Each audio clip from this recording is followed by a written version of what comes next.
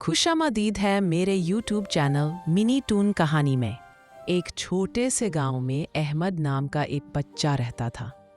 वो बहुत शरारती था और पढ़ाई में दिल नहीं लगाता था। इसके दादा एक नहायत नेक और दीनदार इंसान थे। एक दिन दादा ने अहमद से कहा, बेटा रोज थोड़ा सा कुरान पढ़ लिया करो, इसमें ऐसी रोशनी है जो दिल को बदल देती है। अहमद ने हंसते हुए कहा, दादा मैं तो समझ नहीं पाता, फिर क्या फायदा।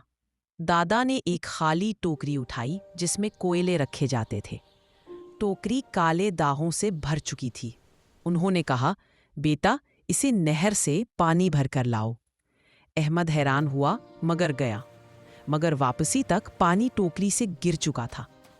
दादा ने दोबारा कहा और फिर तीसरी बार भी। तीसरी बार वापसी पर अहमद ने कहा, दादा इससे कोई फायदा नहीं, पानी ठहरता ही नहीं। दादा मुस्कुराए और बोले, बेटा देखो टोकरी कैसी साफ हो गई है। पानी ठहरा नहीं मगर इसने टोकरी को पाक कर दिया। फिर उन्होंने कहा, इसी तरह कुरान भी है, चाहे तुम समझो या ना समझो, चाहे तुम्हें याद रहे या ना रहे, इसकी तिलावत दिल को साफ कर देती है, जिंदगी को रोशन कर देती है और इंसान को अल्लाह के करीब कर देती है।